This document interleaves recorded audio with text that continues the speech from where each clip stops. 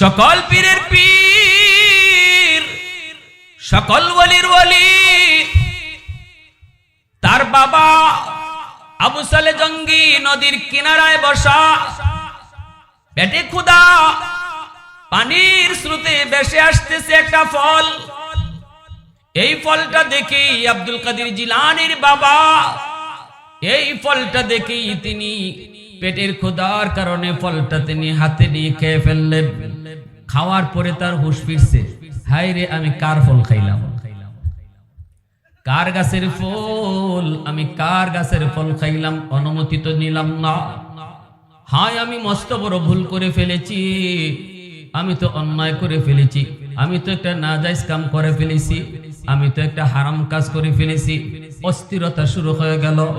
সত্যিকারের মুমিন আল্লাহওয়ালা যারা, গুনাহ যদি হয়েও যায়, গুনাহ যদি কখনো নফসের দোকায় শয়তানের দোকায় হয়েও যায়, সত্যিকারের মুমিন তখন শান্ত থাকতে পারে না, দিলের ভিতরে অশান্তি শুরু হয়। এর আলামত হলো তার অন্তরে ঈমান আছে। শুরু হয়ে গেল টেনশন, টেনশন।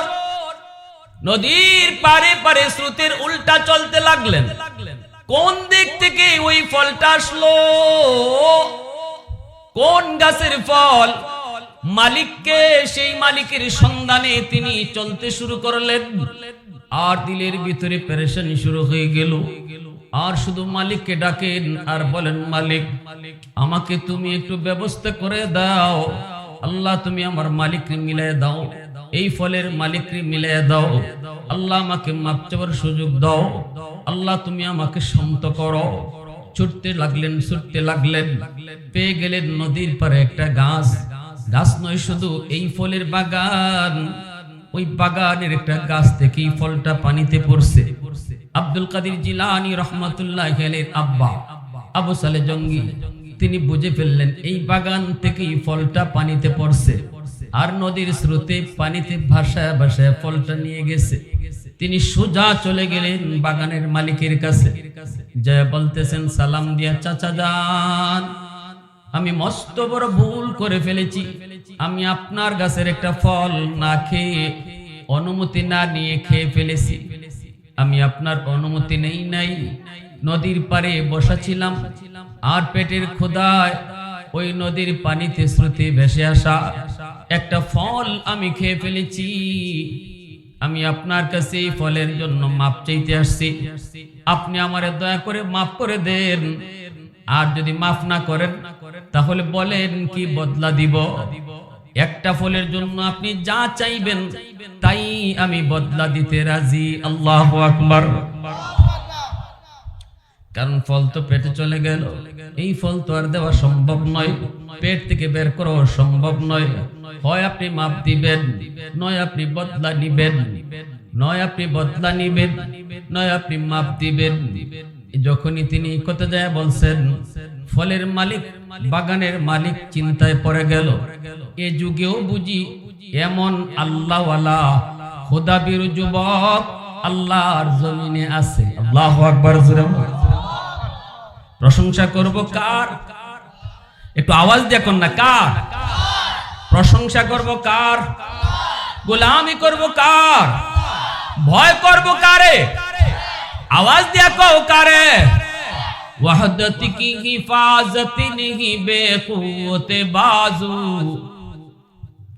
वहदत की हिफाजत नहीं बेकुवत बाजू, आते नहीं कुछ काम हक ले खुदा दात, आते नहीं कुछ काम हक ले खुदा दात। ऐ मर्द खुदा तुझको कुव्वत नहीं हासिल, जा बैठ किसी गार में अल्लाह का कर याद, जा बैठ किसी गार में अल्लाह का कर याद। ये सच है कि बातिल की तरफदार नहीं हम, गद्दार न समझो हमें गद्दार नहीं हम।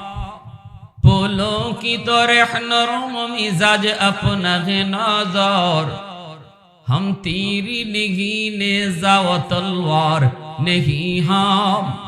মুসলমানের আওয়াজে বলেন আল্লাহু আকবার। যেই মাত্র বাগানের মালিক বুঝে গেল এই যুবক তো যুবক নয়, এই যুবক তো 10টা যুবকের মতো সাধারণ কোন যুবক নয়। কত ফল বাগান থেকে কত যুবক না খেয়ে খাইলো, না জেগে খাইলো, অনুমতি না নিয়ে খাইলো, কিন্তু একটা ফল পানিতে বেশি বেশি গেল, তাও এখান থেকে 2 মাইল 2.5 মাইল 3 মাইল দূর। সেই পানিতে বেশি আসা ফল খাওয়ার পরে যেই যুবক মাফ নিতে আয়, এই যুবক তো 10টা যুবকের মতো। যেই যুবক যৌবনে আল্লাহরে ডরায়, যেই যুবক যৌবনে আল্লাহকে ভয় পায়, মায়ার নবী বলেন লা ওয়ারাকাল কাফি, ওই যুবক যৌবনে আল্লাহর ওলির তালিকায় নাম উঠায় নেয়। কারণ একজন যুবকের সেজদা আর একজন বৃদ্ধ মানুষের সেজদা, একজন যুবক মানুষের সেজদা আর একজন বৃদ্ধ মানুষের সেজদা আসমান জমিন তফাৎ, ঠিক কি না? যুবকের সেজদার পাল্লা আল্লাহর কাছে 1000 গুণ বেশি ভারী হয়। এজন্যই মায়ার নবী দয়ার নবী বলেন, যেই যুবক যৌবনে আল্লাহকে ভয় করে, যেই যুবক যৌবনে মসজিদে যায়, যেই যুবক যৌবনে গুনাহ থেকে নিজেরে বাঁচায়, অথচ গুনাহ করার শক্তি ছিল, আরেকজনের গাছের ফল চুরি করে খাওয়ার শক্তি ছিল, রাতের অন্ধকারে বন্ধুদেরকে নিয়ে হাঁস চুরি করার ক্ষমতা তার ছিল, এরপরও সে যে করে না আল্লাহর ভয়ে। এই কথা কই বন্ধু, কেউ দেখবে না, দেখবেন তো আমার আল্লাহ। রাতের অন্ধকারে মালিক দেখবে না, দেখবেন তো আসমানের মালিক। এই কথা ভেবে যেই যুবক গুনাহ থেকে নিজেরে বাঁচায়, মায়ার নবী কয় ওই যুবক যৌবনে আল্লাহর ওলি হয়ে যায়। লা ওয়ারাকাল কাফি, লা ওয়ারাকাল কাফি, ক্ষমতা ছিল, সুযোগ ছিল, এরপরও যে গুনাহ করে না। সুযোগ ছিল, ক্ষমতা ছিল, এরপরও যে গুনাহ করে না। মায়ার নবী বলেন সেই হলো তোমাদের মধ্যে আল্লাহর ওলি। বুড়া মানুষ চাইলেও তো সব গুনাহ করতে পারবে না, বৃদ্ধ মানুষ চাইলেও তো সব গুনাহ করতে পারবে না। কথা কন না? ডাব গাছে উঠটা একজন বুড়া মানুষ ডাব খাওয়া সম্ভব নেই, কিন্তু একজন যুবক ডাব গাছে উঠটা ডাব খাইয়া নামতেও পারবো, ঠিক না? অতএব দুইজনে যদি কয় আমি ডাব চুরি করি না, যুবকেও যদি কয় আমি ডাব চুরি করি না, বুড়া মানুষও যদি কয় আমি ডাব চুরি করি না, দুইজনের না করা সমান নেই না? বেশ কম আছে? মাতুন না দিয়ে আপনারা সমান না? বেশ কম আছে?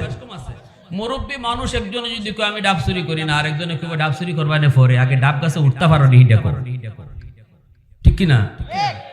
বলে ভালো একটা কথা কইছো, ডাব চুরি করো, ডাব গাছে উঠতে পারো নি, কয় না উঠতেই পারি না। আরেকজন যুবক যদি কয় না আমি ডাব চুরি করি না, এর যদি জিজ্ঞেস করা হয় বেটা ডাব চুরি করবে পরে ফারস নে উঠতে, ওই মিয়া খালি ভারি না, গাছও বইয়া ডাব খাইতামও পারি, ঠিক না? তাইলে এই দুইজনে ডাব চুরি না করা সমান না বেশ কম আছে?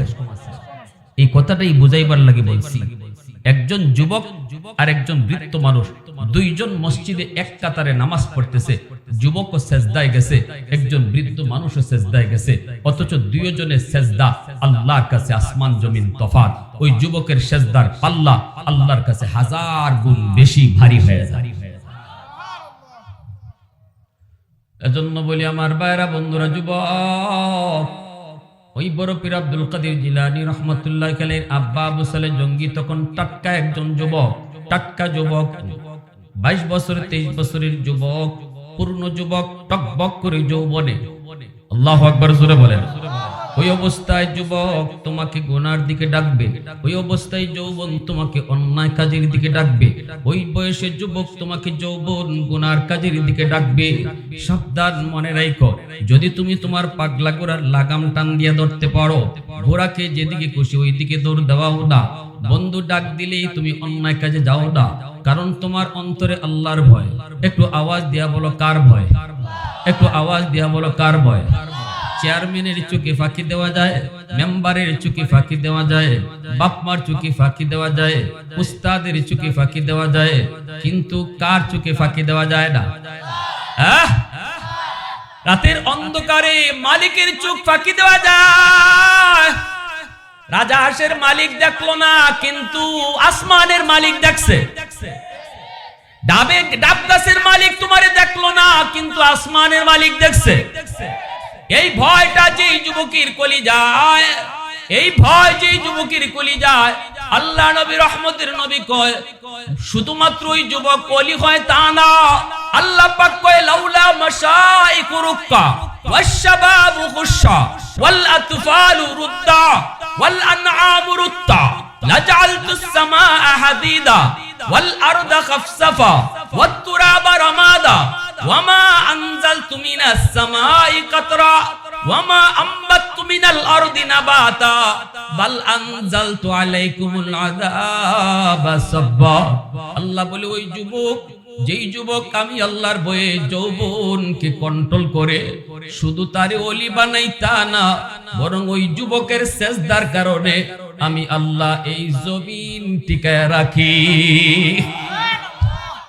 একটু আওয়াজ দিয়ে কও না মালিকের নামটা সুবহানাল্লাহ।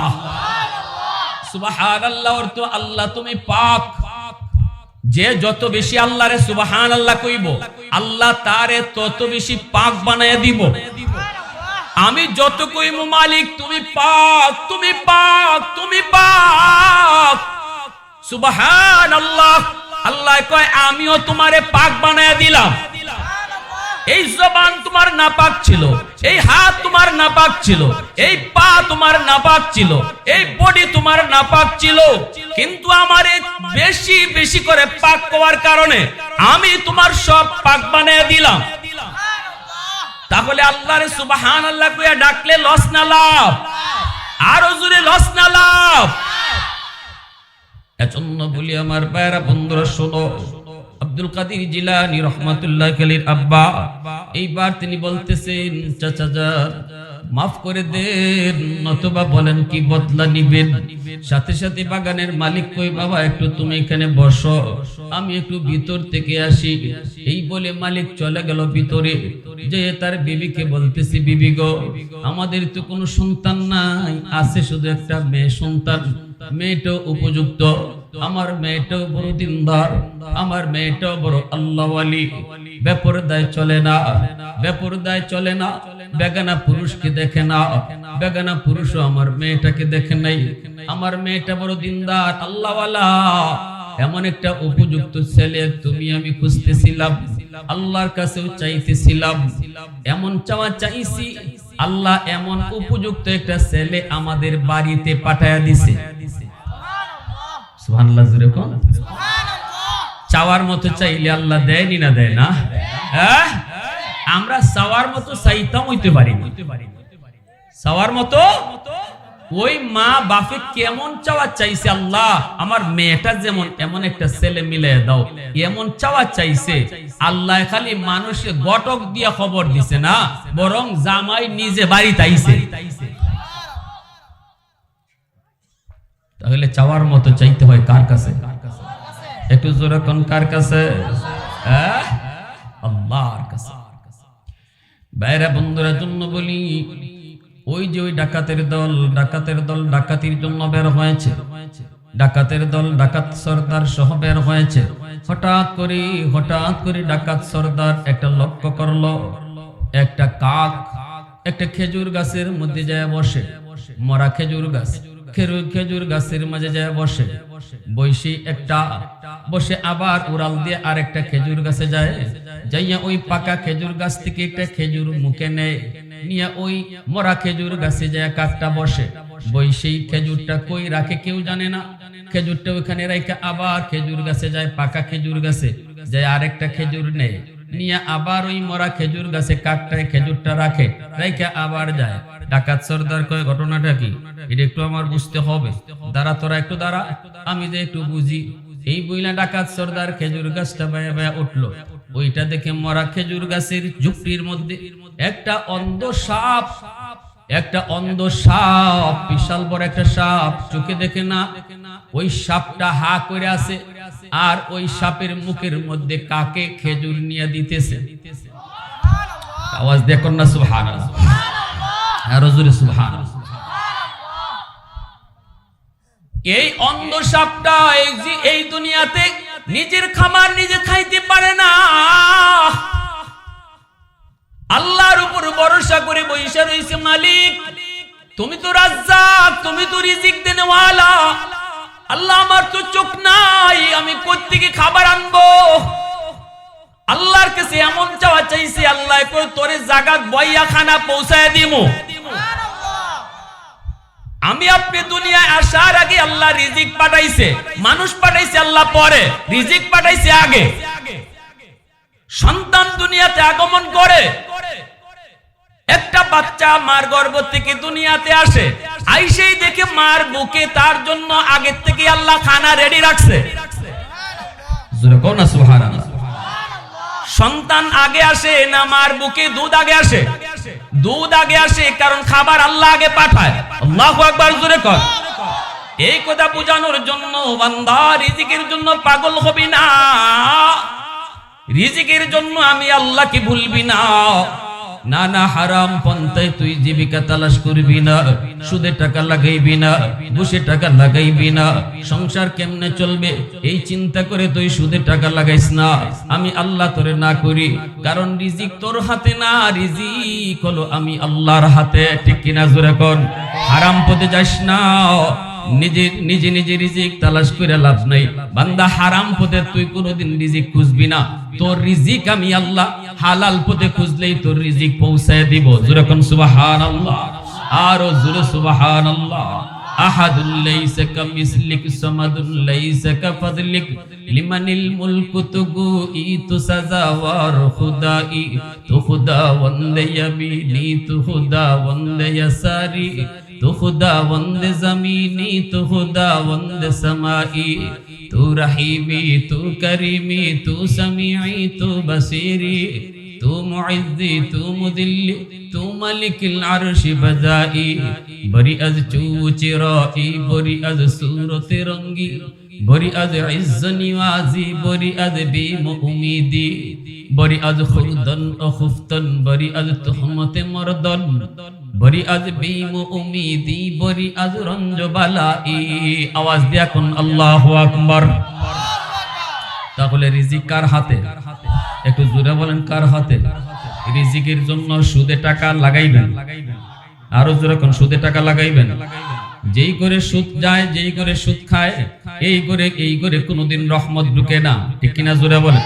সুদখোরদের পেটের ভিতরে কিয়ামতের ময়দানে বিষাক্ত সাপ ভরা থাকবো, পেট থাকবো বিষাক্ত সাপে ভরা সুদখোরদের। এই সাপগুলা তার নাক দিয়া মুখ দিয়া পায়খানার রাস্তা দিয়ে বের হবে। হাসরের ময়দানে মানুষগুলি দেখবে আর বলবে এই দুনিয়ার মার্কা মারা সুদখোর ছিল, এজন্যই তার পেট থেকে সাপ বের হইতেছে।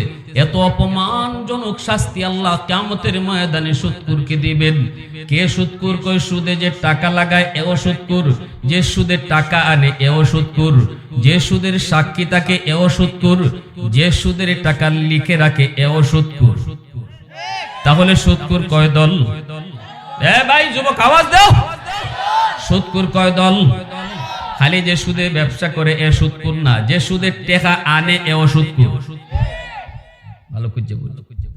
হ্যাঁ, লানা রাসূলুল্লাহ সাল্লাল্লাহু আলাইহি ওয়াসাল্লাম আকিলার রিবা ওয়া মুকিলাহু ওয়া কাতিবাহু ওয়া শাহিদাইহি।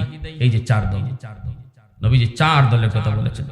লানা রাসূলুল্লাহ সাল্লাল্লাহু আলাইহি ওয়াসাল্লাম আকিলার রিবা, যে সুদের টাকা খায়, মুকিলাহু যে সুদের টাকা আনে, ওয়া কাতিবাহু যে লেখে, ওয়া শাহিদাইহি যে সাক্ষী থাকে। এই চার দল কিয়ামতের ময়দানে সুদখোর হইব, এদের পেট ভরা সাপ থাকবো। নাউজুবিল্লাহ। তাহলে সুদের লেনদেন যেখানে হয় এখানে থাকনো যেত না। ঠিক কিনা জোরে হয়? সুদের মাত কথা হইতেছে, এই মাত হুননো যেত না। ঠিক কিনা? সাক্ষী থাকা তো দূরের কথা, হুননো যেত না, এখানে থাকনোই যেত। যদি খালি আমি শুনি যে সুদের মাত কথা হইতেছে আর আমি শূন্য রাখছি, আর হে বলি সবা তোমার সাক্ষী রেখে গেলাম, আর আমিও গেলাম ওই সাক্ষী, কেমন বলো? আমি কুস্তাব না, এরপরও আমি সুদ করিলাম। ঠিক কিনা? সাবধান মহিলা মা বোনেরা, আজকাল পুরুষ না খালি মহিলায় ওষুধ খাওয়া শুরু করছে। একটু ওষুধের টাকা লাগাইলায়, মহিলারাও লাগাইলায়, নাউজুবিল্লাহ। আর খালি কান্দা কাটি, আল্লাহ হুজুর, হুজুর জামাইয়া খালি মারে, হুজুর জামাইয়া খালি বাংলা গাইল দে। তে তোমার কি জাত গাইল দিত? কি জাত গাইল দিত? তুমি সুদের টেকা লাগাইবা, জামাইরে না জানাইয়া টেকা বাড়াইতে, খালি বাড়াইতে, জামাইয়া কুস্তি জানে না, তুমি টেকা বাড়াইতেছো। এদিকে তোমার টেকা বাড়তেছে, আর এদিকে আল্লাহ জামাইয়ের হাতের শক্তি বাড়াইতেছে, তোমার ফিটাই বলবে। প্লাস মাইনাস ওহন লাগবো না? কেন মুসলমানের ঘরে আজকে শান্তি নাই? কেন জামাই বউর মধ্যে মিল নাই? তালাকের সংখ্যা কেন বাড়তেছে? শহরে বন্দরে তো এখন বেড়াইতে আর তালাক দেয় না, খালি বিটিনতে তালাক দেয়। উড়াদুরা তালাক, উড়াদুরা। কাজী সাহেব বললে জিগাই কিতা খবর, অবস্থা খারাপ, দম নাই, খালি তালাক হইলে হন লাগতেছে। 2 দিনও যায় না একটা বিয়া, 2 দিনও যায় না বিয়া ভাঙতেছে। এই কারণ হারাম ঘরের ভিতরে ঢুকতেছে, হারাম যেমন জামাই তেমন বউ, সবাই খাইতেছে। এই ঘরে রহমত বরকত আল্লাহ উঠায় নিছে। বাপ বেটায় মিল নাই, ভাই ভাই মিল নাই, স্বামী স্ত্রীর ভিতরে মিল নাই। ভাইরা, আমি আগেই বলেছি, আগুন লাগছে শেরপুর, ফানি সারা জীবন ফরিদপুর দিলেও আগুন নিভত না। সারা জীবন না, গঙ্গা নদীর ফানি আইনা ডাইলা দেন আপনি ফরিদপুর, আগুন তো শেরপুর। আপনি ফানি দেন না, বঙ্গোপসাগরে ফানি নে ফালাই দেন।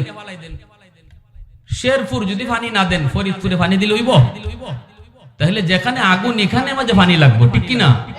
হ্যাঁ, হুজুরে ফানি ভরার জন্য পাগল, হুজুরে ফানি ভরা দেয়, লাভ হয় না। হুজুরে ফানি ভরায় লাভ হইব কি? আমার ঘরে আগে সুদ বন্ধ করো, এরপরে তো ফানি ভরায় কাম হইব। আমার ঘরের সুদ বন্ধ করো, আমার ঘরের বেপরদা বন্ধ করো, আমার ঘরে কোরআন তেলাওয়াত চালু করো, তবে তো হুজুরের কোরআন, হুজুরের ফানি পড়া, হুজুরের তাবিজ পড়া, এগুলা কাম হইব। হুজুরের তাবিজ পড়া তো যায়, আমার ঘরে ঢুকতো, গিয়া দেখে দরজা নাই, রহমতের দরজা বন্ধ, গজবের দরজা খোলা। আমার ঘরে টেলিভিশন চলে প্রতিদিন, প্রতি রাত, নির্ধারিত টাইম মতো।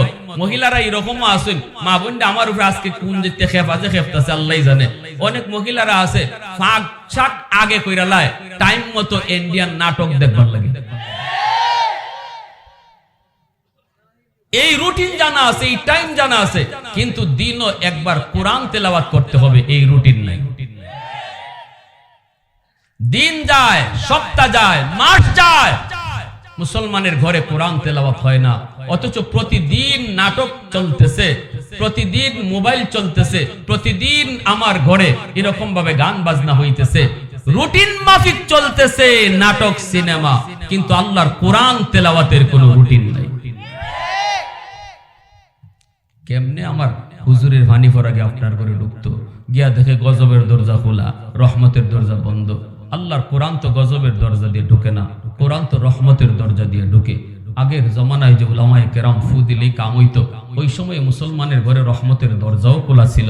ফজরের পরে অনেক মুসলমানের ঘর থেকে কোরআন তেলাওয়াতের আওয়াজ শোনা যেত। আজ কোথায় গেল সে কোরআন তেলাওয়াতের সুমধুর আওয়াজ? কি ভাই অসুবিধা দিতেছে? মেহমান নিয়ে আসো, শেষ দিয়ে দিচ্ছি ঘটনাটা, একটু মনোযোগ দিয়ে শুনেন।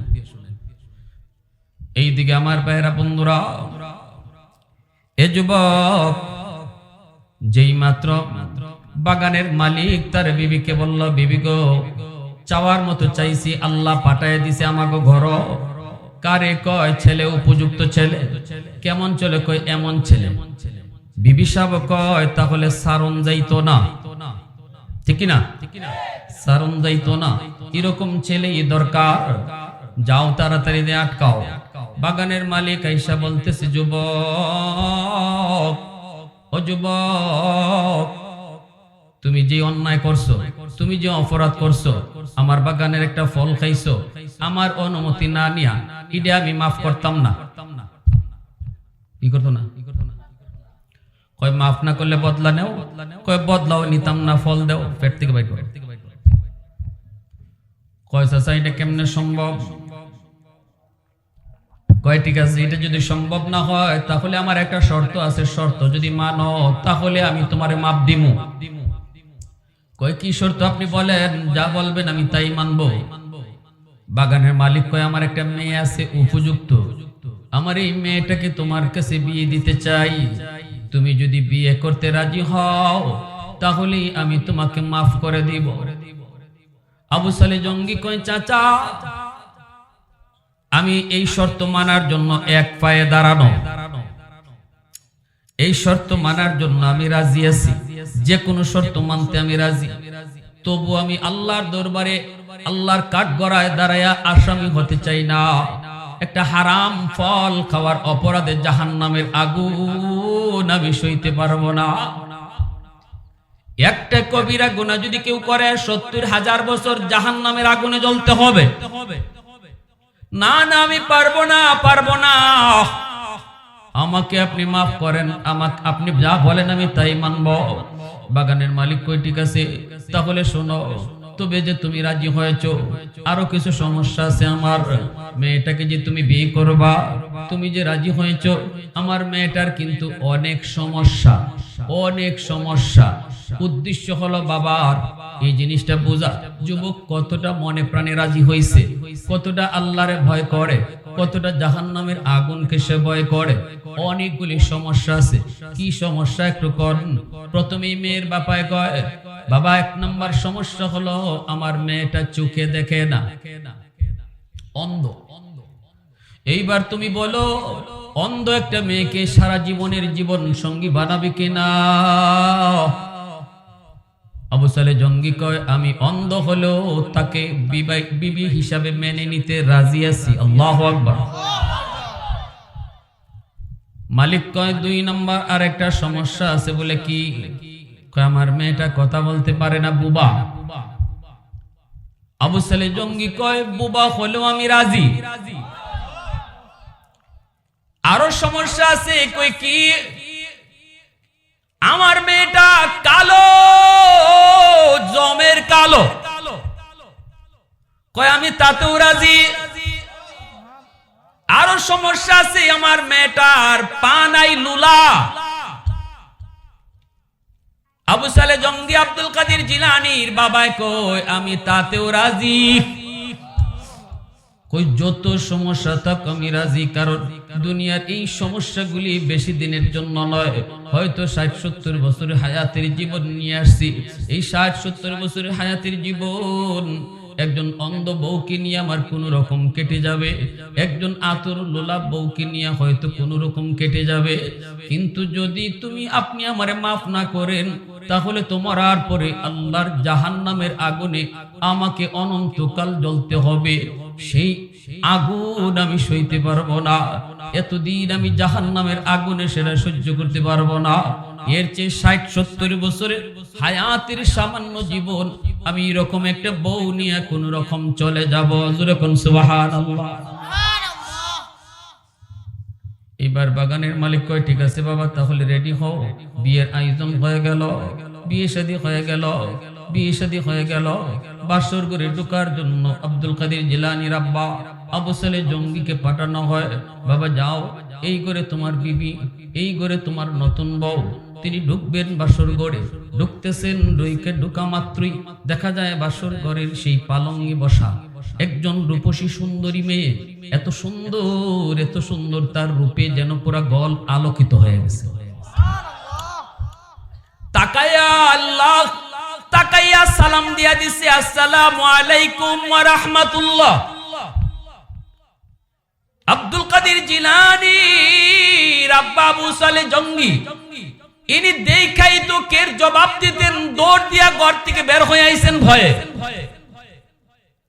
হায় আমি কার ঘরে ঢুকলাম, হায় আমি ভুলে কোথায় ঢুকলাম। বাহিরে এসে কাঁপতেছেন। শ্বশুর দাঁড়ায় আছে বাহিরে, কয় বাবা কেন, কি হইছে, কাঁপো কেন?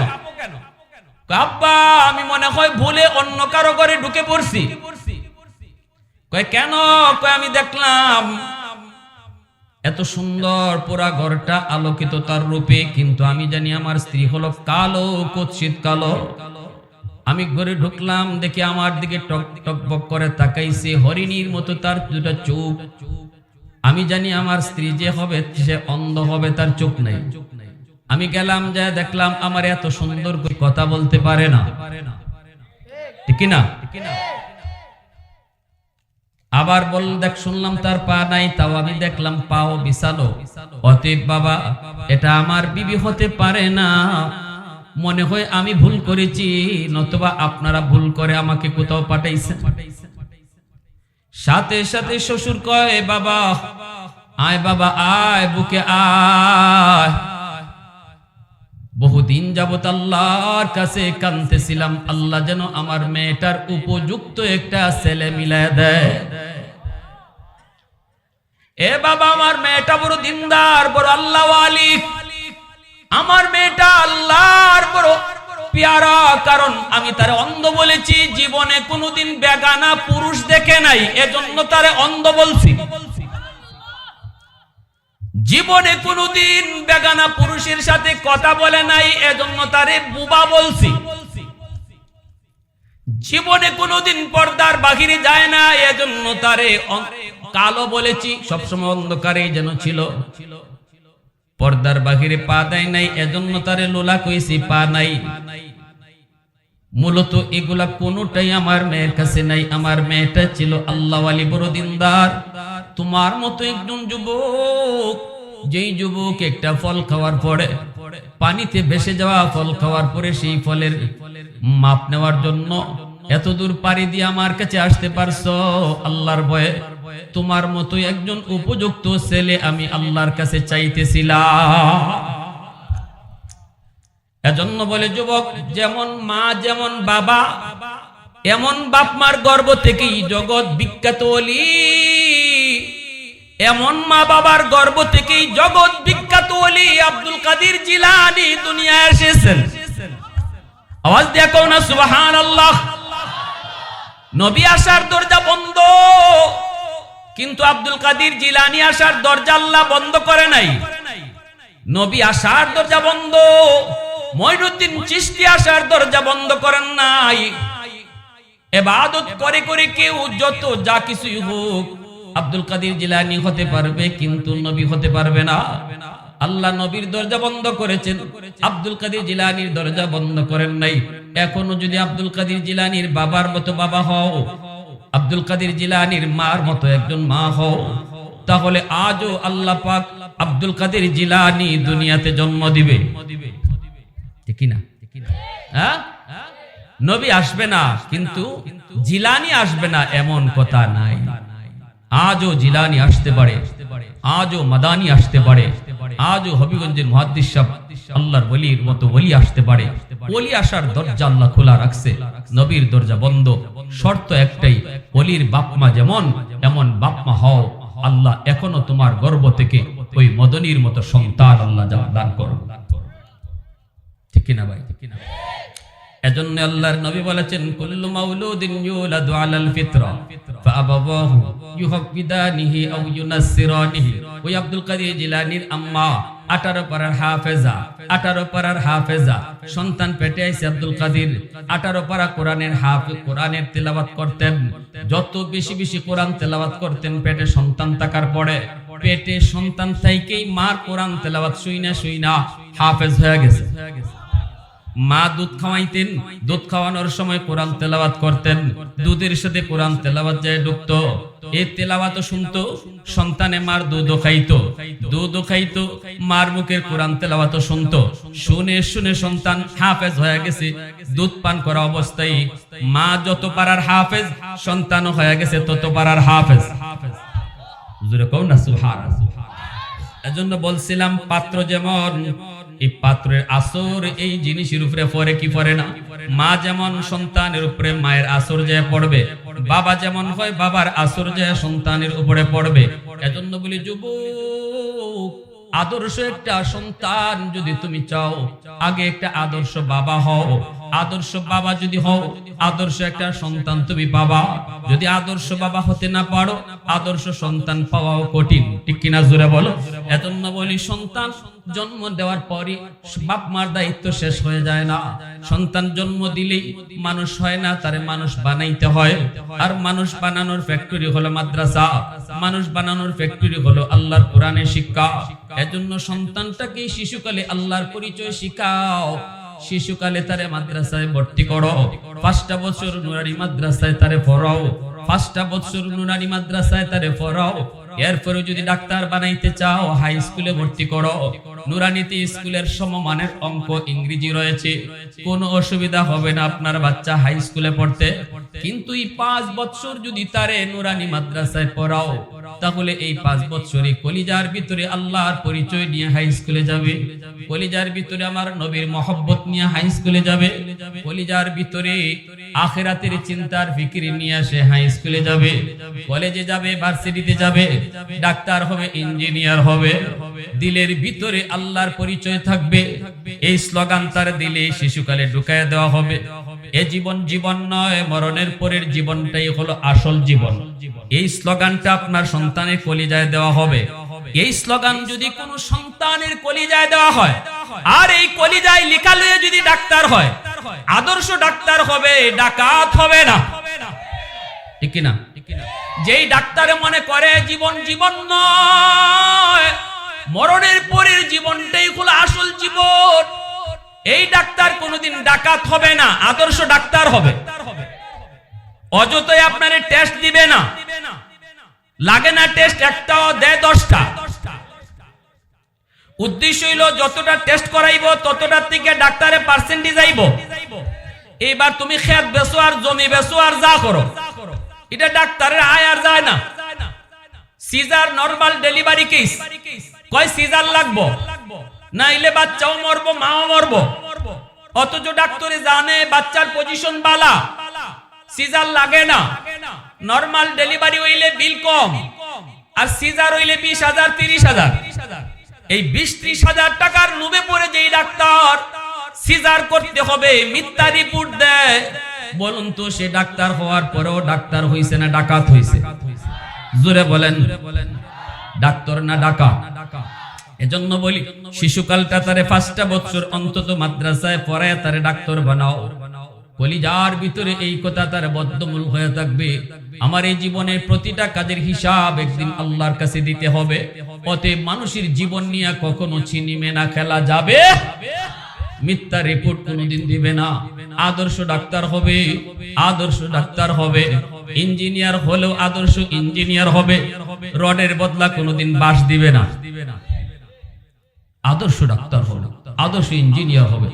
5টা বছর নুরানি মাদ্রাসায় পড়াও, এটা হলো বাপ মার সবচেয়ে বড় জিম্মাদারি, সবচেয়ে বড় দায়িত্ব। নাম, ধর্মীয় নাম, আকিকা দেওয়া, এটাও আসতো বহু হুনসুন, এগুলা তো করবাওই। ধর্মীয় একটা নাম রাখতা, সন্তান হওয়ার পরে আকিকা দিতা, হ্যাঁ, আলেম উলামার কাছ থেকে নাম নিতা। এখন তো আর আমরা নাম হুজুরের কাছে নিয়ে আনি না, নাম নিজেরই রেখেলাই, ই কাম করিন না। নাম ভালো একটা নাম, অর্থবোধক নাম, আলেমের কাছ থেকে নাম রাখবা। তারপরে মূল যে কাজটা বাপ মার, ঘরের পরিবেশটাও ধর্মীয় পরিবেশে তারে দেখায় দেখায় বড় করো। কোনোদিন স্বামী স্ত্রী ঝগড়া করে গালাগালি করো না। জামাই যদি বউরে বাংলা গাইল দেয়, এই বাংলা গাইলো এই শিশু বাচ্চাটার কানে গিয়া রেকর্ড হয়, চৌকেও রেকর্ড। এই বাচ্চায় গাইল শিখে শিখে বড় হইব। এই বাচ্চায়ও কোনোদিন বাপ মারে শ্রদ্ধা করতো না। বাচ্চা কাচ্চার সামনে যদি স্বামী স্ত্রী ঝগড়া করো, সাবধান, ঘরটা তার প্রথম বিদ্যালয়। এই ঘর থেকে যা দেখতেছে শিখতেছে, এরপরে যখন পড়ালেখার বয়স হইব তখন তার প্রথম পড়ালেখা শুরু হইব মাদ্রাসা শিক্ষা দিয়া। কারা কারা রাজি আছেন একটু হাত উঠে দেখা। আল্লাহ তুমি কবুল